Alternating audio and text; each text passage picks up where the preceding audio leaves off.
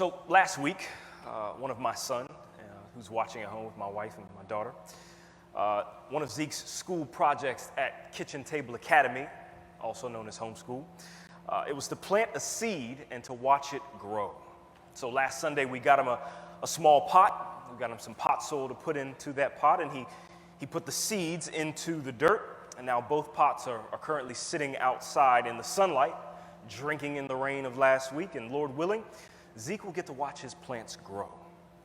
But right around Tuesday, when he was playing outside and I was waiting to join him to go out there and study, I started watching him through the window sort of interfere in the process of his plant's growth. And his interference was good. It was well-intentioned. He was trying to accelerate the plant's growth rather rapidly. So in the back of our yard, we've got some weeds, and there's some fully grown dandelions that are in the back, right, with the yellow flower on the top.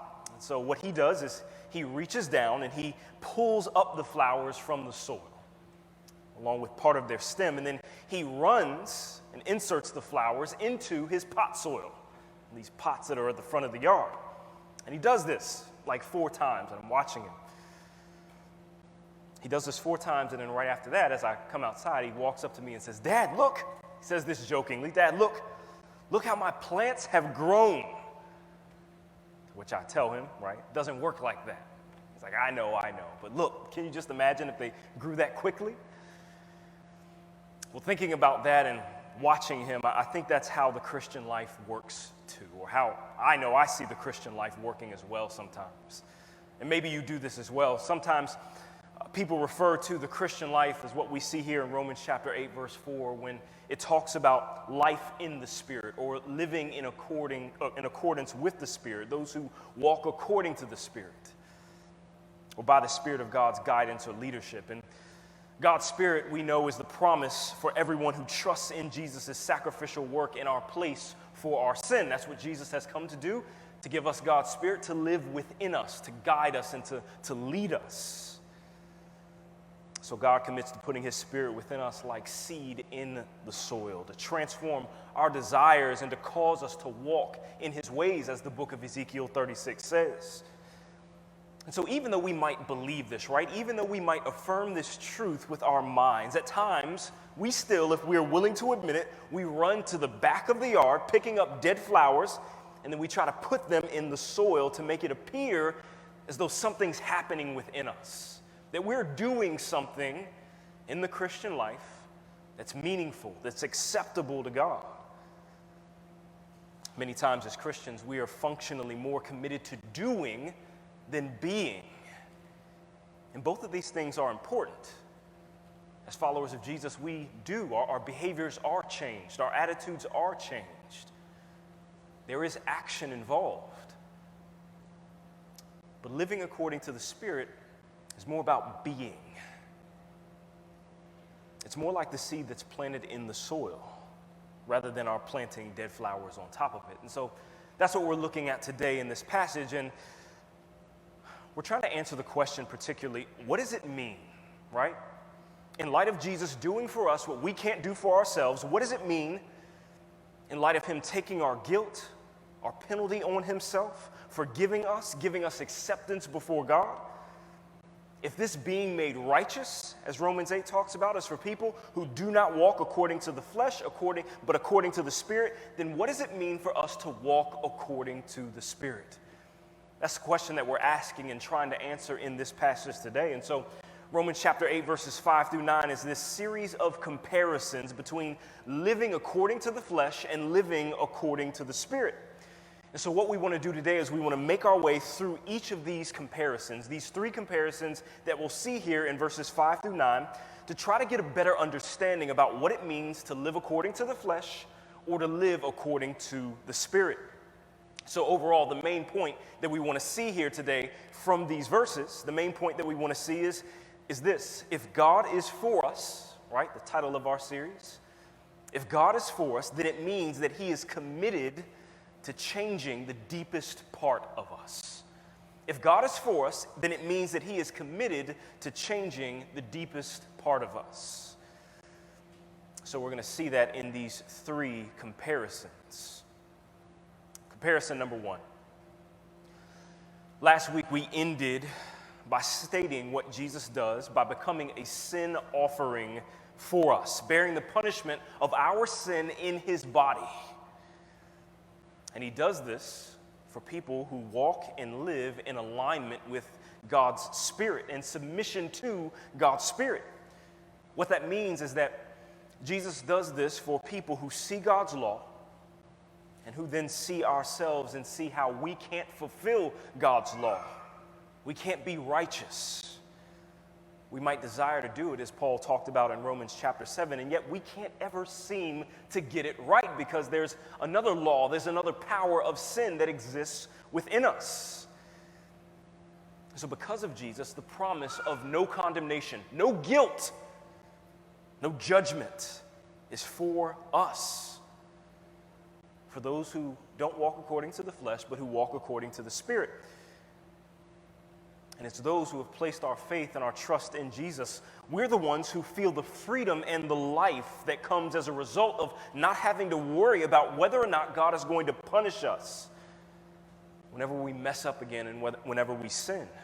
Because we know that Jesus has fulfilled the righteous requirement of God's law for us.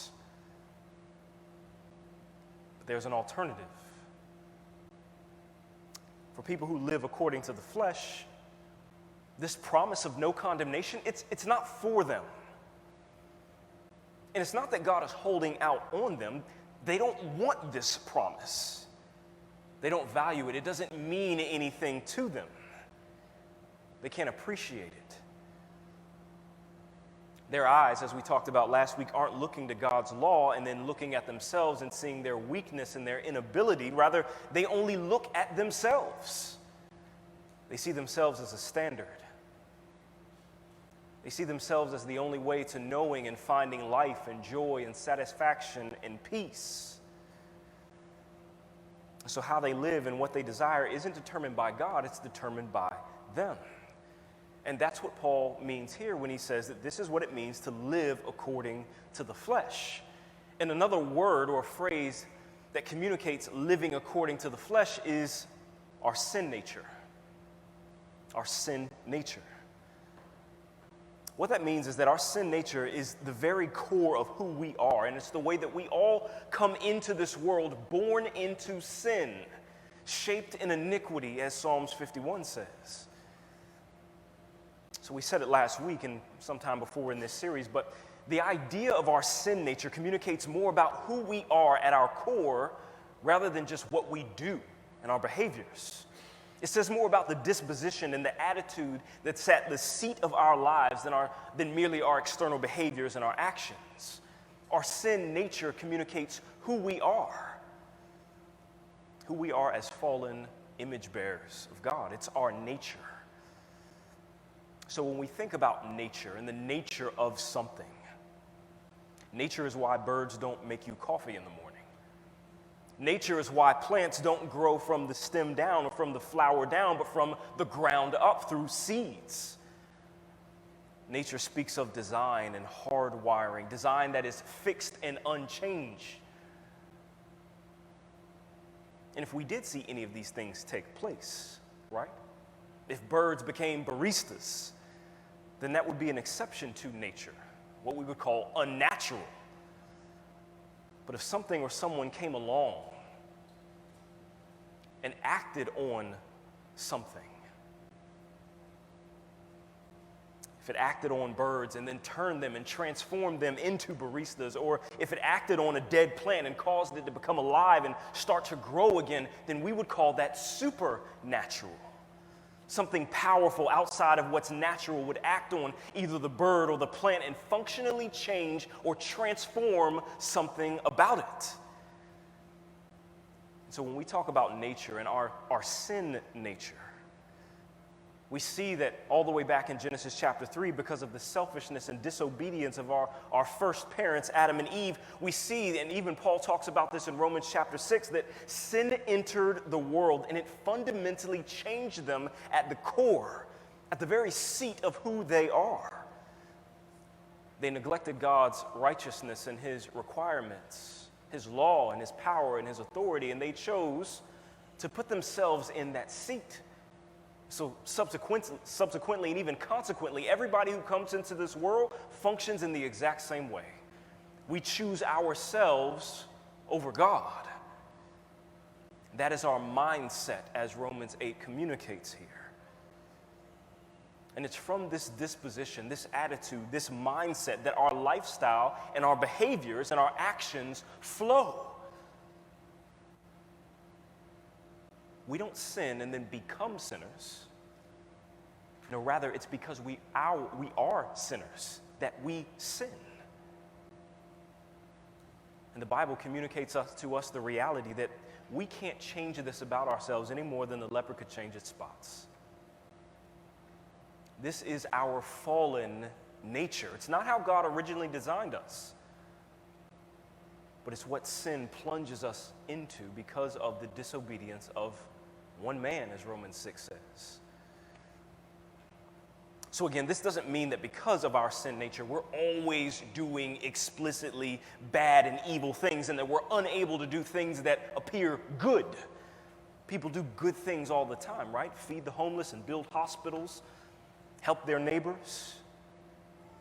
Rather, this means that at the core of who we are broken. We're not functioning as God intended for us to function and designed for us to function.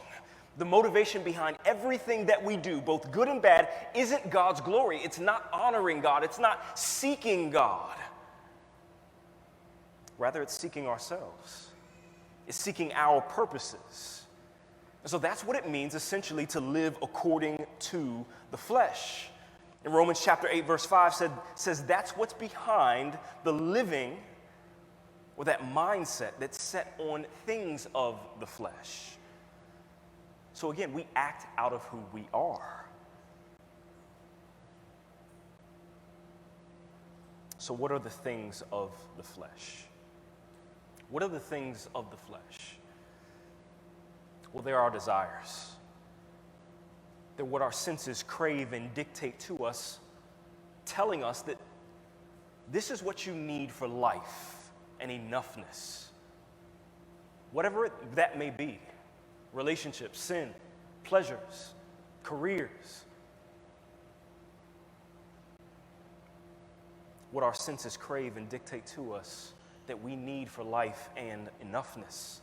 Galatians, the book of Galatians, that letter that Paul wrote to them, it describes the things that we're willing to do in our bodies and in our flesh in pursuit of life and enoughness.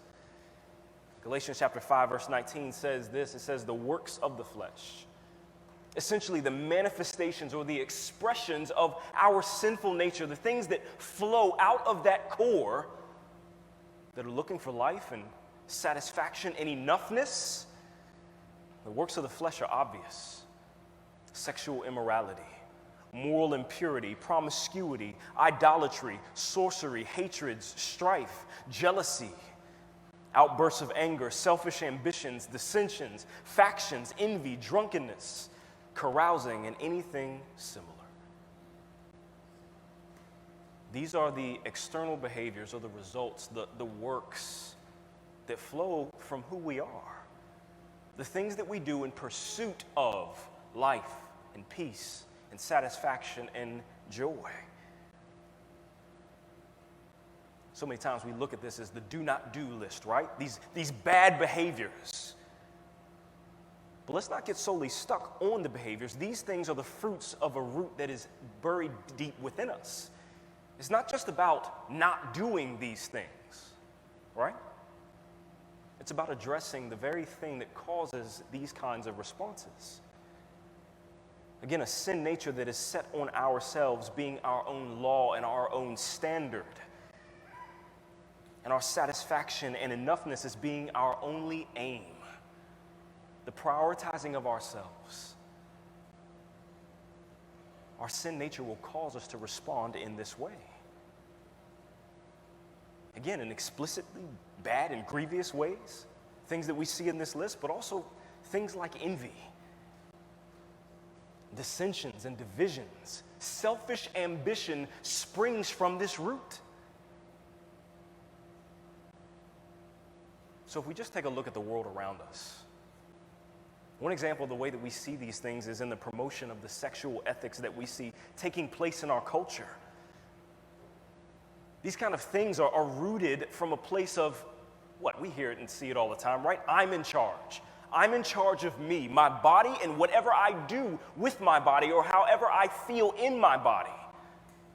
Whatever I say goes, because this is the way to happiness and joy and peace and satisfaction. This is the way to enoughness, me getting to determine who I am and how I feel. Not God, not his law or his authority or his standard, but me. And any disagreement with my law and my standard is unacceptable. That's just one way that we live according to the flesh. That everybody in this world is born with this at our core. But again, don't just look at the explicit things in that list. Things like selfish ambition and divisiveness and envy come from the very same place. So again, brothers and sisters, this is who we are as fallen humanity. We are people who live according to the flesh. This is the diagnosis that's on every person who's ever lived in this planet. Yes, we bear the image of our Creator. We're image bearers of God, and yet we are broken reflections of that. And that displays itself most clearly in our mindset. Who's in control? Who's in charge? How we live, how we behave, what we pursue, and who we love. That displays itself most clearly in our mindset that's governed by our sinful nature that fuels our actions. So listen, this is really important because if we see the world in this way, if we see what God says about broken and fallen image bearers, if we see what he says in his word, it'll keep us from believing the lie about what our greatest problems are. See, so often because we see the sin and the brokenness that exists in this world committed by people or committed against people, we think that the ultimate solution is in fixing or regulating or just accepting certain behaviors and actions or pursuing external solutions to the brokenness around us. Listen, regulations and modifications and corrections and man-made solutions, they are good things and should be pursued in a way that aligns with God. Sure, it's his purpose and his grace that he designs us to address and to speak to these things by acting benevolently and justly. But all of the brokenness and the sin that we see in our world and in ourselves, again, it comes from a deeper cause. Sin's entrance and presence and prevalence in this world. This is our greatest problem.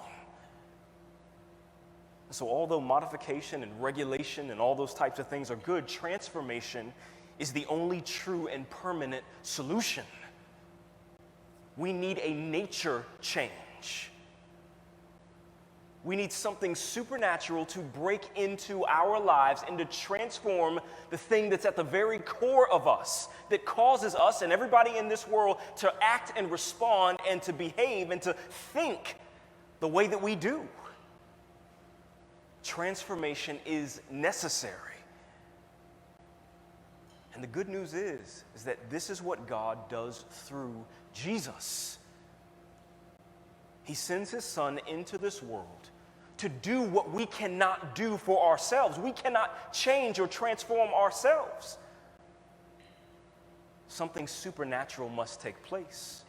Something miraculous must take place at the very root and core of who we are if we are going to be acceptable to God. And we see that through Jesus.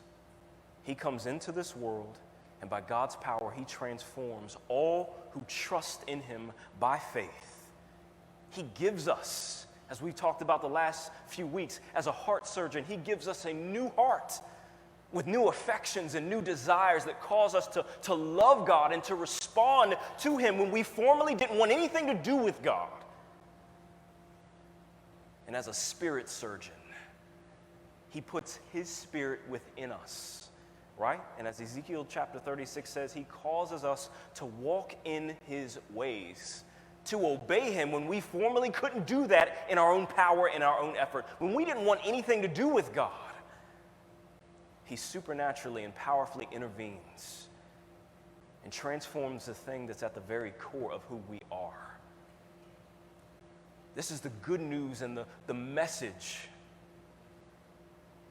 again, that transforms you and me, but also has the power to transform every single person in this world who lives according to the flesh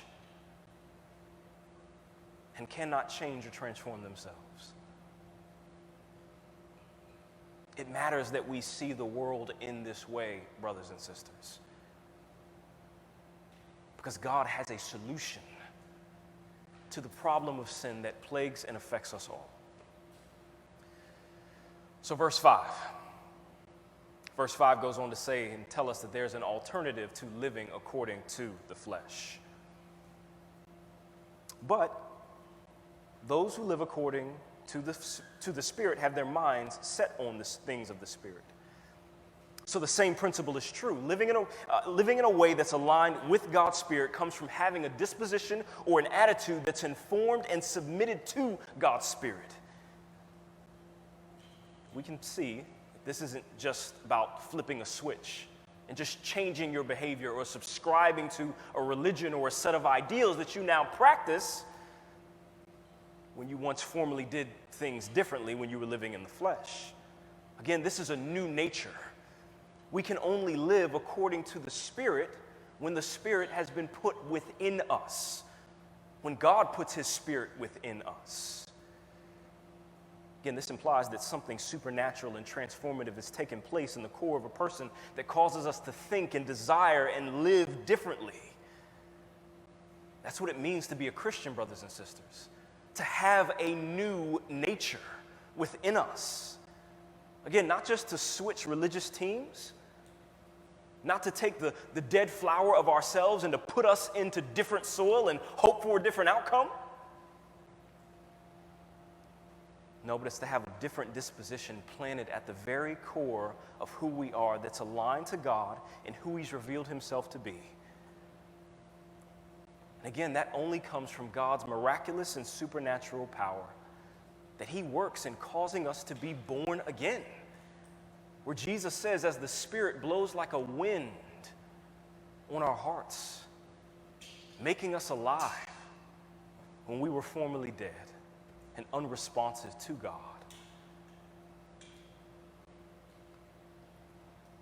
And so as a result, if God has put his Spirit within us, then it means that we're setting our minds on the things of the Spirit. Those who live according to the Spirit set their minds on the things of the Spirit. So what are those things? Jump back to Galatians. The very same passage, it calls those things, some of those things, fruit. Life-giving results. Not just dead works or just actions or behaviors that come from that formerly sinful root, but life-giving fruit. Meaning that the nature of our alignment with the Spirit will produce realities within us, such as what it says here in Galatians: love, joy, peace, patience, kindness, goodness, faithfulness, gentleness, self-control. Again, we saw that list of behaviors on the list of the works of the flesh, but now we see some more behaviors here, and we don't want to just get caught up in these behaviors either. Because these are things that people can do and emulate without any assistance or guidance from the Spirit. But something is different about this fruit here. Again, this doesn't mean that Christians are the only people who can display these kind of behaviors, and it also doesn't mean that Christians are incapable or immune to displaying the things that we see in the works of the flesh. What this list here means is that something else, a love and a desire for God and alignment to him, is the guiding disposition. It's the root and the dominant attitude of our lives. And it's from these affections that we see a God-produced and God-glorifying expressions. That's the difference. The root, the core, the seat of who we are has been changed. And from that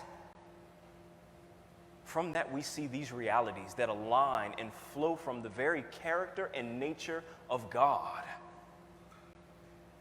Again, the fundamental stuff and the power that's at work within someone who lives by the Spirit is different from the power that's at work in those who live according to the flesh.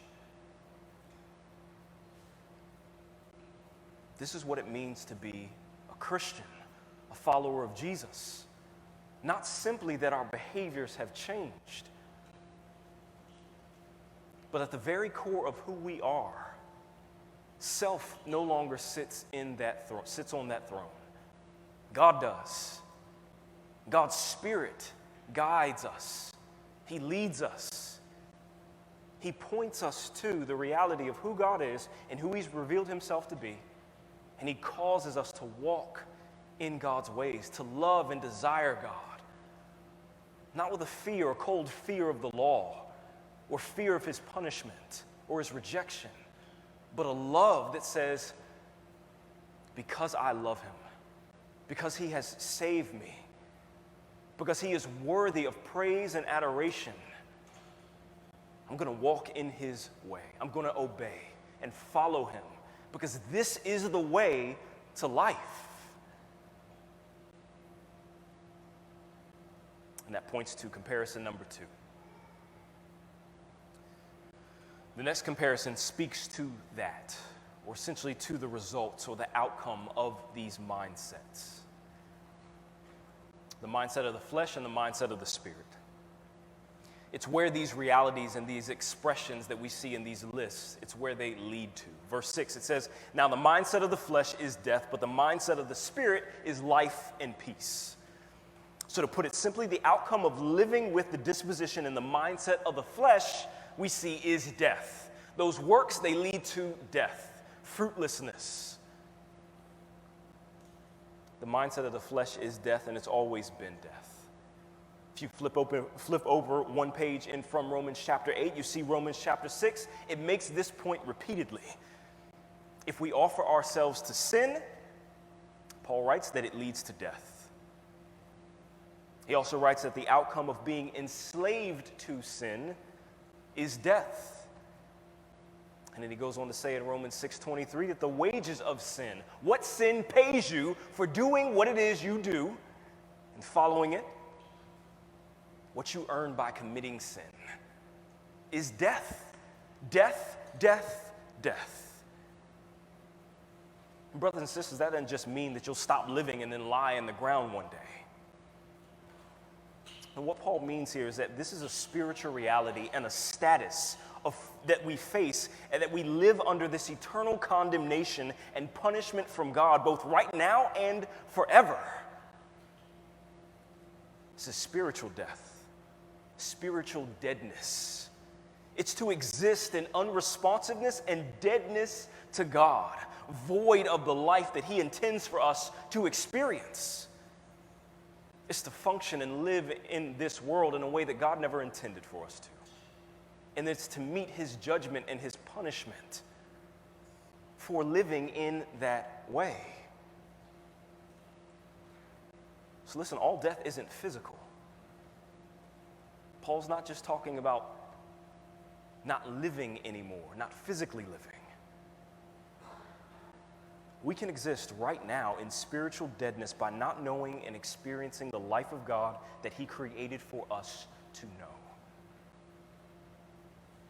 Listen, if you're in here or watching online and you wouldn't consider yourself a follower of Jesus, this is what God's word says is the status of everyone who does not know Him and follow Him and believe and trust in the finished work of His Son. It's a reality of spiritual deadness, where if we are governed by our sin nature, then it leads us into pursuing the things that feel good, that sound good, look good, all in a quest for life, for satisfaction and joy. And yet all of those things that promise us life and satisfaction and joy in this world or even in ourselves, sin, they can never make good on those promises. Paul says in the book of Ephesians that we are dead in our trespasses and sins, unresponsive to God. So what's the alternative? Well, the mindset of the Spirit is life and peace. Life and peace.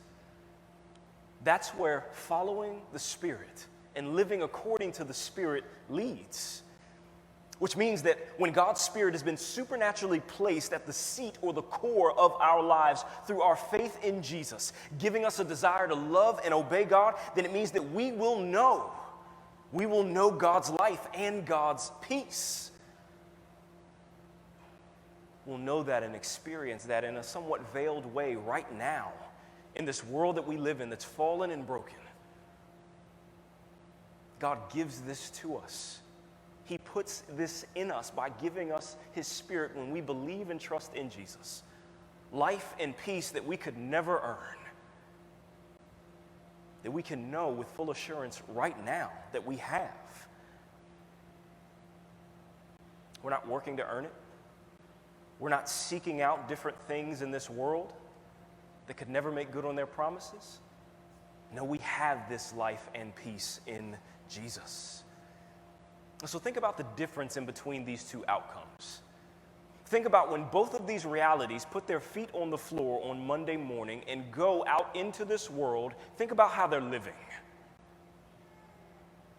Living in the flesh and being guided by the sin nature means living a life constantly in search of life and peace by being guided by, again, what feels good, what feels right, and thinking and hoping that it will be enough. And then constantly being let down, frustrated, depressed, addicted, broken. That's where living in the flesh leads. Always on a pursuit and a chase that will eventually lead to death and destruction. While living in the Spirit,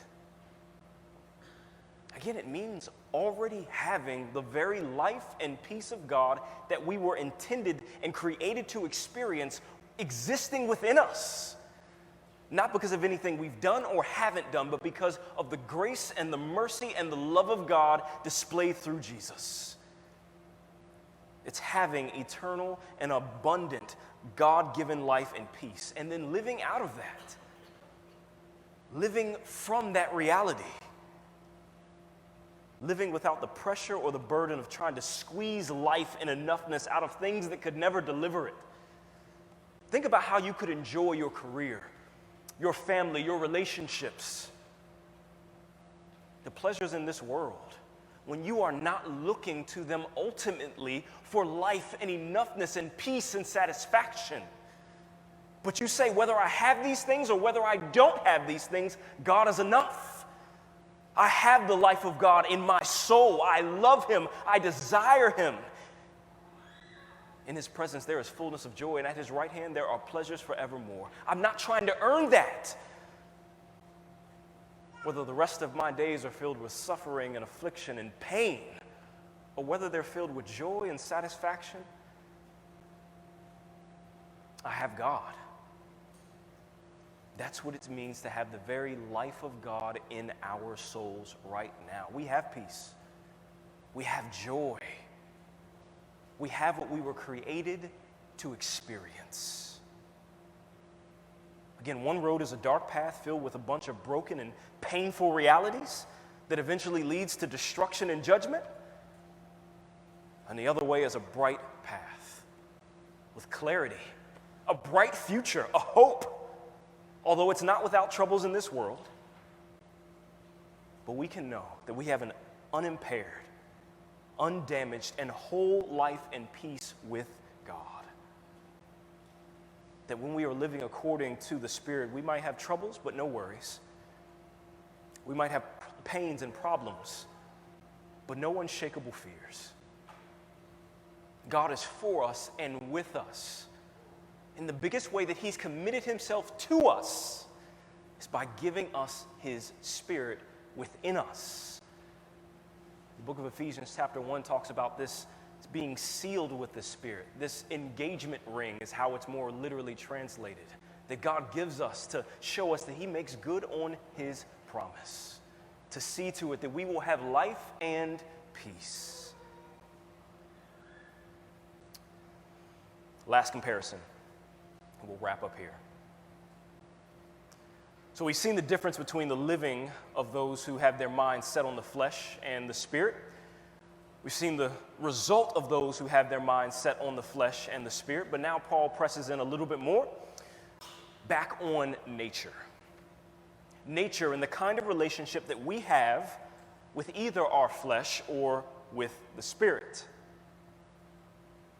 Look at verses 8 and 9. Just to summarize it, those verses tell us that we are either in the flesh, uses those phrases, or we are in the Spirit. Which means that we're not actually the ones in charge or in control. We're not the ones calling the shots, right? To live in the flesh makes you feel as if you are calling the shots, but we're not. Paul talks about back in Romans chapter 6 how both of these realities exist in that we are serving. More literally, we are enslaved to sin or to righteousness. We are governed, guided, dictated to, either by the flesh and our sin nature or by the Spirit in our transformed nature. That's the realities. We are not rogue agents. You're in the Spirit if God has put his Spirit in you to live, or you're in the flesh. As John chapter 8 says, we're enslaved to sin. So those are the two realities. That's the relationship that we have with these natures. The new nature of God's Spirit or the old nature of the flesh. So verse 7 communicates a major implication of that reality and what it means to be in the Spirit or the flesh. Particularly, being in the flesh or in the Spirit means something firstly about our allegiance. Again, verse 7. Being in the flesh, it's not just this neutral position or place when it comes to God. Being in the flesh doesn't mean that we just exist sort of in this place where we haven't chosen God yet. We could choose God, but in the meantime, we're just kind of on our own, left to figure it out. To be in the flesh isn't a neutral place or position. It's moving in a direction towards sin and ourselves, and on the contrary, it's moving away from or against God. There's no neutrality when you're living in the flesh. There's no neutrality when we're being governed by our sin nature. Verse 7 means that if we're living with the mindset of the flesh, then we are enemies of God. There is hostility. The mindset of the flesh is hostile to God. It doesn't want God. As Romans chapter 1 says, that if we live according to the flesh, we are haters of God. And it makes us kind of uncomfortable, right? Particularly in the context and the day that we live in, right? That's pretty binary language for a world that is saturated in nuance and indifference, where many times people who follow their sin nature and don't follow Jesus, they might just say, well, listen, look, do you. You can have Jesus, you can have God. I don't hate Jesus or God, they're just not for me. God can do whatever he wants to do, just stay over there. Or even as Christians, right, we're prone to even believing sometimes that if we can commit sin in a way that's unaffected by the character or nature of God, that it's okay. God doesn't really feel any kind of way. I guess he forgives us. He knows our heart. Grace will abound, as some people said in Romans chapter 5. No, listen, if we can commit sin in a way and follow our sin nature in a way that's unaffected by the character of God and who he has revealed himself to be, his holiness, his righteousness, his goodness, his justice, his mercy, what he loves, what he hates, if we can practice and commit sin in a way that's unaffected by who he is and who he's revealed himself to be in his word and in his law, then it means that we are operating in hostility to God. And again, it doesn't mean that we're necessarily foaming at the mouths and throwing bricks at God and telling him to go somewhere. Well, this is more communicating a status, not just an emotional response, but a status that communicates allegiance. The sinful nature says, I don't want God. We are against him. We want nothing to do with who he is and who he's revealed himself to be. And by following sin, we are agreeing with that. We are allegiant to that. We're either ruled by sin or the Spirit. And our wills, our desires, what we want to do is allegiant to whoever we're following. And what's the basis for that, right? The basis for that allegiance? Go on in verse 7. The mind of the flesh is hostile to God because it does not submit to God's law. There's the evidence. In choosing not to submit to God's law, we set ourselves against God. Again, let's not get this backwards. Breaking God's law and pursuing the sinful nature, again, by doing that, that doesn't make us sinners. It points to the reality that we have a sinful nature, that's who we are. And again, we need transformation. It does not submit to his law. It doesn't want to. It's unwilling to. It would rather pursue another law, the law of sin that's in our flesh, as Paul talks about it. But it doesn't stop there. Verse 7 speaks to allegiance, but it also speaks to ability. Sure, there's this unwillingness to submit to God's law, but there's something beneath our unwillingness to obey God's law, and that's our inability to obey God's law. Again, this is nature. This is telling your dog to get in the car and drive you to work. Can't do it. It's not going to happen. It probably doesn't want to, but it is unable to. It needs something greater. You can train it, send it to school. You can put it in a science lab and get it to do a bunch of things like they do with different animals. But unless there is something supernatural that takes place, it's not going to work. The reality is the same for us. If we're living in the flesh, enslaved to sin's power, and we don't want to obey God's law, but it also means that we cannot. It's a logical impossibility that we cannot serve two masters, sin or God. Sure, yes. But it's also a spiritual impossibility. And that sin has done such a number on us, the way that we are born into this world, that it takes a miracle in the very power of God to transform us, to do what we cannot do for ourselves. We can't please God is what the ultimate implication is. Those who are in the flesh cannot please God. We can't please God any more than a dead plant could come alive and root itself in a different soil. So brothers and sisters, this is a big and sobering reality. One, it helps us to understand the nature of salvation, and that we're not just asking people. God isn't just asking us, again, to look at a list and check some boxes off where we didn't check them off before. This isn't about behavior change. This is about having the right information. This is about transformation. This is about preaching the gospel, proclaiming the power of God revealed in Jesus to people, all kinds of people who could not change the deepest thing about ourselves, and proclaiming that God has done something in Jesus to fix that deep problem. And if we would trust and believe, then we can know and experience the life and peace of God that he intends for us to experience by his Spirit that comes through his Son. This is why personal reform and behavior change won't save us. If you're trying to do that by attending church or sitting in here or doing good things, stop. What you need is deeper and greater. We need deliverance from the power and bondage of sin in our nature, and we need transformation at the very core of who we are.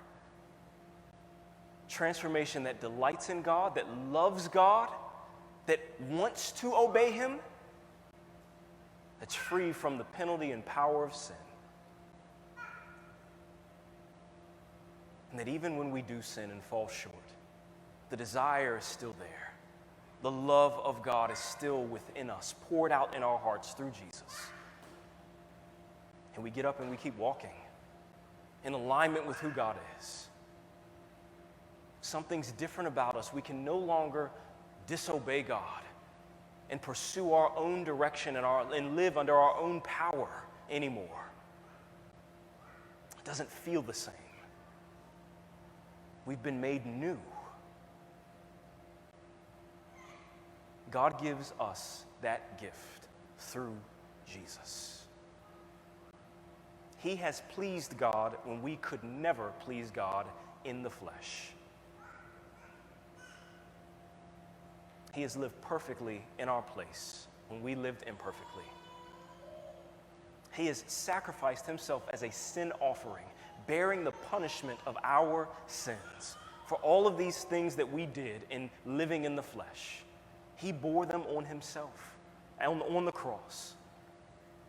And then he was resurrected powerfully from death, bearing our punishment, the death we deserved, spiritual deadness to God, and everlasting punishment.